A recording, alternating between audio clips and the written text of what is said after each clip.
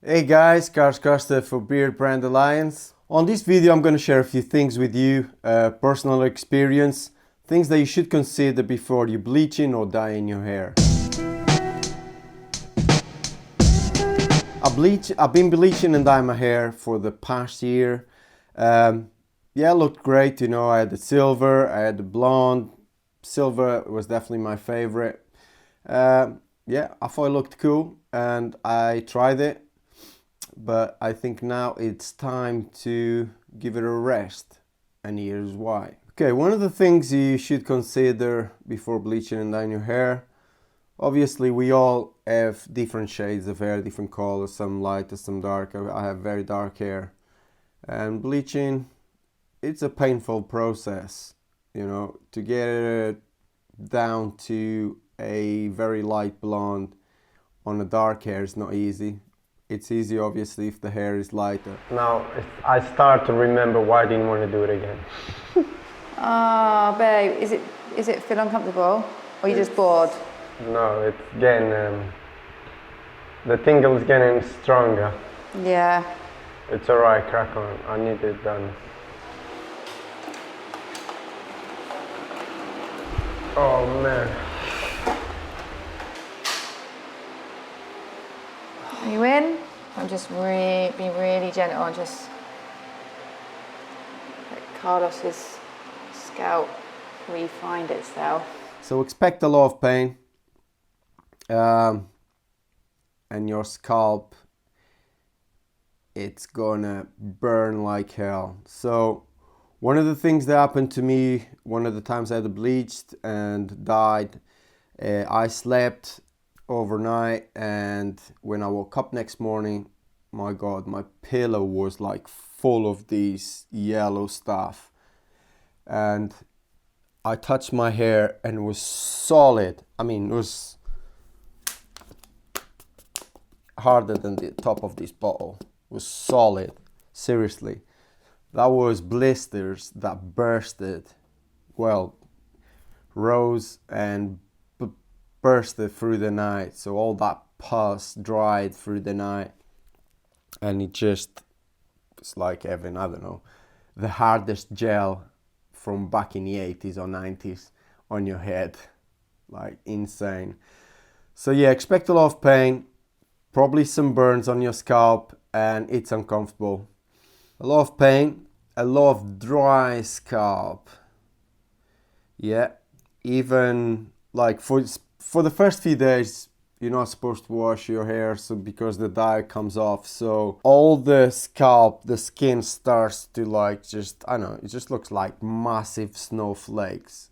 And I'm gonna show you what I mean. And I haven't dyed my hair for a few weeks now. My scalp is so bad at the moment that, let me show you.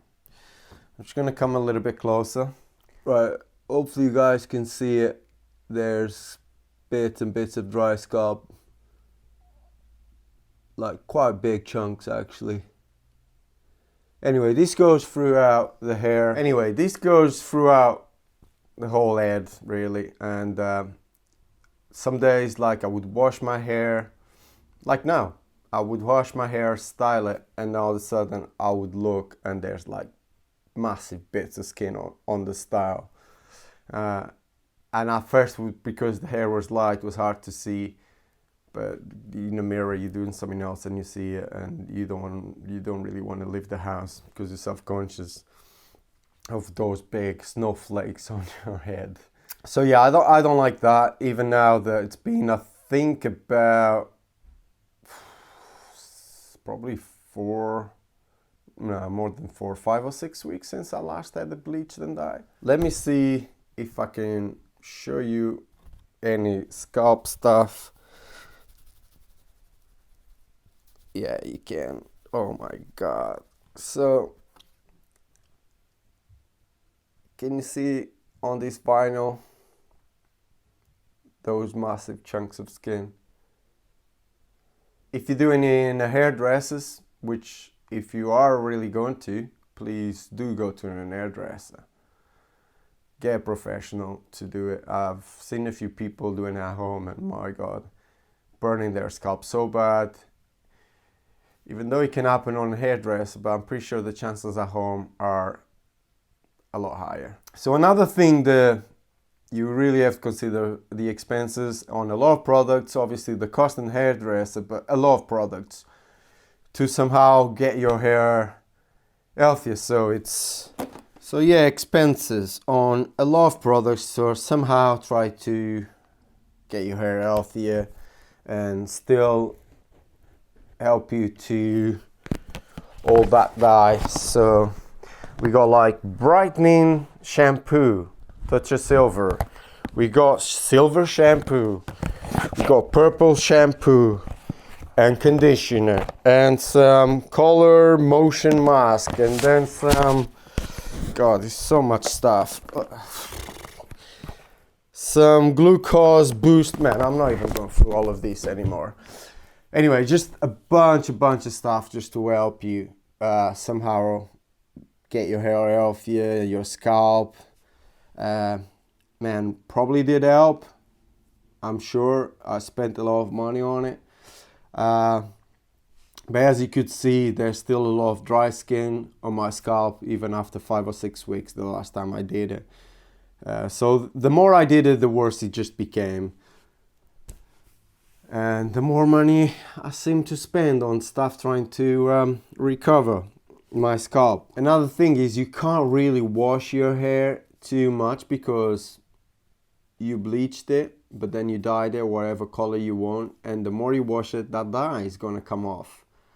So I was like, I'm a guy who likes to wash his hair at least 3 times a week. You know, you put product, put styling product on it, obviously I want to get that off. And with that, I was always conscious of, man, I can't really wash my hair too much, otherwise the dye. But when I actually did, it was like the dye was coming off. So yeah, definitely, you know, it's a thing that you need to keep going back and do. It's keep getting a top up on your dye. And if your scalp is bad, you can't really do it that often because even that stings and burns a little bit. Another one, expectations. Yeah, lower your expectations. You might have a picture in your head what you want to achieve color-wise, you know, the pain and all that stuff. So I would lower those expectations. What I expected for my hair did not happen once. The few times I did it. Although it was cool colors, we achieved something, but because my hair was so dark and we had to bleach it so much and it was painful, and one of the times I had to quit, it just never really got. There was always some tints of like yellow, even though I had like platinum, silver. There was always some bits of yellow, so I was never 100% happy about it. I thought it was cool, and I thought the people who did it did the best they could, really. So expectations, bring them down. You might not really get the color that you expect. All I'm trying to say, there are a lot of damage to your hair, and you should consider. I've got less hair here now. Due to that, there was some breakage. There's some damage and breakage around the ear. So definitely something big dyeing and bleaching your hair, especially if you have very dark hair like myself. Give it a good thought before you go with it. Man, it looks cool. You feel great. I did for sure most of the time when it was a super good color.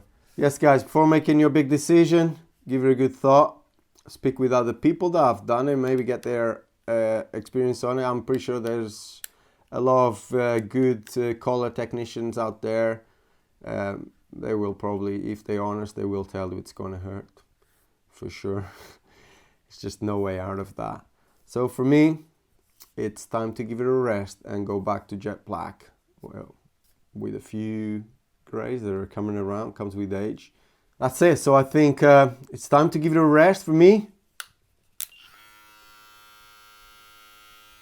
I'll see you on another video. Stop. Before you watch the next video, let me tell you, you are worth it. And what do I mean by that? I mean that you deserve to invest in yourself. You deserve to pamper yourself. You deserve to take care of your skin, your hair, your beard, and Beardbrand has your back with products, not just for your hair, your beard, and your skin, but also for your mind.